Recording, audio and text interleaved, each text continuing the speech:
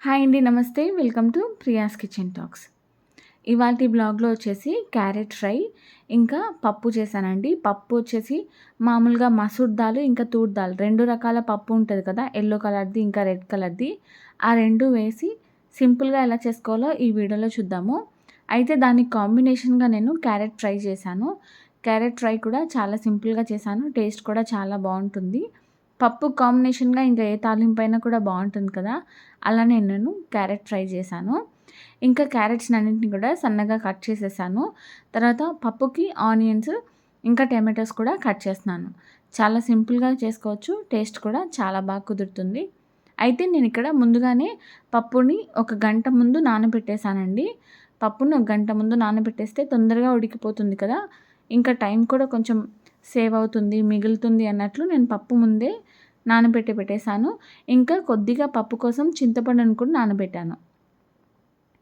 అయితే ఇక నేను మనము రెసిపీ అయితే స్టార్ట్ చేసేద్దాము. పప్పు నానబెట్టాను కదా! పప్పుని స్టవ్ పైన కుక్కర్ పెట్టేసుకొని కుక్కర్‌లోకి పప్పుని యాడ్ చేశాను. చూడండి ఇక్కడ నేను 2 రకాల పప్పునైతే యాడ్ చేశాను. 2 కలిపి చేసుకుంటే బావుంటుంది. ఇప్పుడు ఎర్ర కందిపప్పు కానీ, పసుపుది కానీ, లేదంటే పెసర్లు కానీ ఇలాంటివి 2, 3 రకాల పప్పు కలిపి చేసుకుంటే టేస్ట్ బావుంటుంది. పైగా ప్రోటీన్ కదా! అన్ని రకాల ప్రోటీన్స్ కూడా మనకి మంచిగా వస్తాయి. అయితే పప్పునైతే నేను ఒక కప్పుకి 2 కప్పుల వాటర్ యాడ్ చేసేసి, కొద్దిగా పసుపు, సాల్ట్, కొద్దిగా ఆయిల్ వేసేసి కుక్కర్ మూత పెట్టేసి 4 విజిల్స్ వచ్చేంత వరకు కుక్ చేసుకుంటున్నాను. ఇంకా పక్కనే క్యారెట్ ఫ్రై కూడా చేసుకుందామనేసి పాన్ పెట్టేశాను. పాన్‌లోకి ఆవాలు, జీలకర్ర, పచ్చిశనగపప్పు, ఒక 4 తెల్లగడ్డల్ని కూడా యాడ్ చేశాను. తర్వాత కరివేపాకును కూడా వేసుకున్నాను. వేసుకొని కట్ చేసి పెట్టుకున్నాం కదా ఆనియన్స్, అది కూడా వేసేసుకున్నాను. వేసుకొని మొత్తం బాగా వేగనివ్వాలి. లో ఫ్లేమ్‌లో పెట్టి చేస్తాను నేను ఏ రెసిపీ అయినా కూడా. కాబట్టి లో ఫ్లేమ్‌లో పెట్టుకొని మంచిగా ఫ్రై చేసుకుంటూ ఉండండి.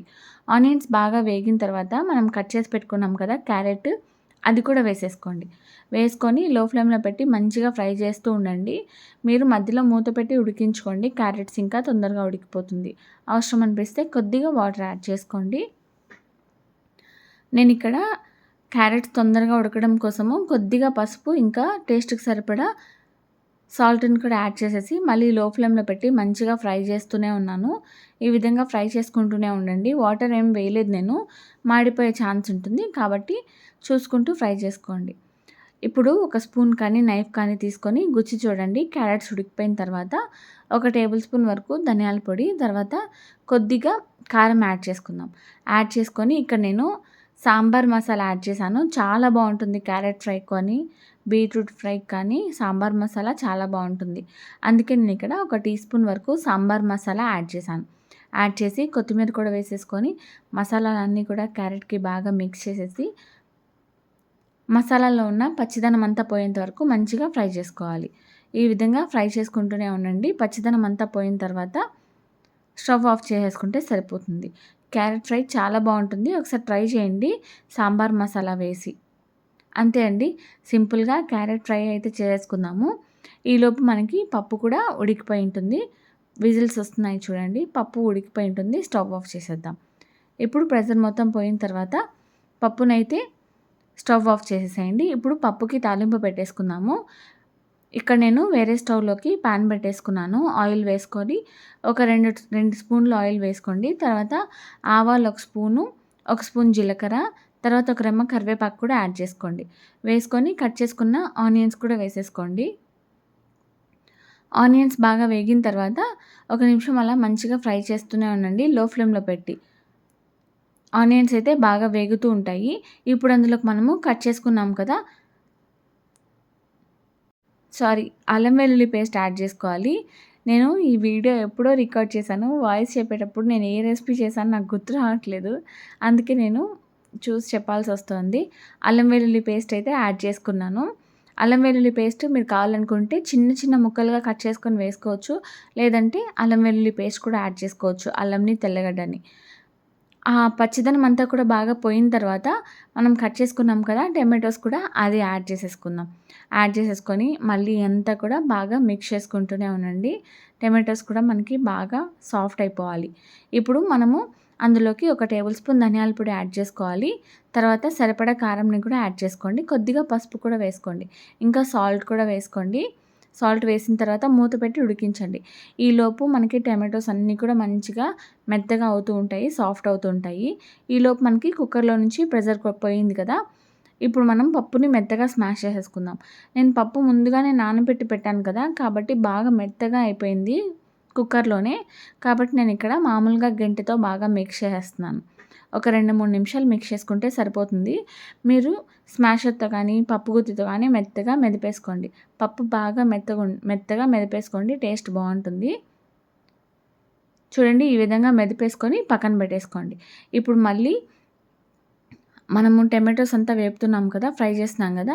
ఆ ప్యాన్‌కి మూత తీసేసి మనం వేసిన మసాలాలన్నీ కూడా బాగా సాఫ్ట్ అయిపోయేంత వరకు టమాటోస్ కూడా మెత్తగా అయిపోయినాయి. వాటిని మంచిగా ఫ్రై చేసుకోండి. ఈ విధంగా బాగా మెత్తగా అయిపోవాలి. ఇప్పుడు మనం ముందుగానే నానబెట్టుకోవాలని చెప్పాను కదా చింతపండు, అది కూడా వేసేసుకోండి. వేసుకొని మళ్ళీ బాగా మిక్స్ చేస్తూనే ఉండండి. చింతపండులో ఉన్న కొద్దిగా ఆ పచ్చదనం అంతా పోయి బాగా మరుగుతూ ఉండాలి. ఈ విధంగా మరిగిన తర్వాత మనం ఉడికించి పెట్టుకున్నాం కదా పప్పుని అది యాడ్ చేసేసుకోండి. 2 రకాలు మిక్స్ చేసిన పప్పు చాలా బావుంటుంది. ఏదైనా కూడా 2 రకాల పప్పుని యూజ్ చేసి ఉడికించి చేసుకోండి. బావుంటుంది. ఒకసారి ట్రై చేయండి. పప్పును వేసుకున్న తర్వాత కొద్దిగా సరిపడా వాటర్‌ని కూడా అడ్జస్ట్ చేసుకొని వేసేసుకోండి. వేసేసుకొని మళ్ళీ లో ఫ్లేమ్‌లో పెట్టి బాగా కలిసేలాగా టమాటోసు, పప్పు అంతా కూడా బాగా కలిసేలాగా మంచిగా మిక్స్ చేసేసుకోండి. ఈ విధంగా మిక్స్ చేసేసుకొని సర్వ్ చేసేసుకోవడమే. లాస్ట్‌లో కొత్తిమీర వేసేసుకున్నాను. టేస్ట్ అయితే చాలా బాగా కుదిరింది. చాలా బావుంటుంది. ఒకసారి ట్రై చేయండి మీరు కూడా. రెసిపీ నచ్చితే లైక్ చేయండి. దీనికి కాంబినేషన్‌గా క్యారెట్ ఫ్రైయే కాదు, ఎలాంటి ఫ్రై కూడా చాలా బావుంటుంది. పప్పండి హైలైట్. చాలా బాగా కుదిరింది. చాలా బావుంటుంది. ఒకసారి ట్రై చేయండి. వీడియో నచ్చితే లైక్ చేయండి, షేర్ చేయండి. సబ్స్క్రైబ్ చేసుకోవడం మాత్రం అస్సలు మర్చిపోవద్దు. కొత్తగా చూస్తున్న వాళ్ళైతే ఖచ్చితంగా సబ్స్క్రైబ్ చేసుకొనే వెళ్ళండి. అంతే అండి ఇవాల్టి వ్లాగ్. వీడియో నచ్చితే లైక్ చేయడం మర్చిపోకండి. ఇంకా ఇలాంటి రెసిపీస్ ఏమైనా కావాలనుకుంటే కామెంట్ చేయండి. మళ్ళీ నెక్స్ట్ వీడియోలో కలుద్దాం. Stay happy and healthy.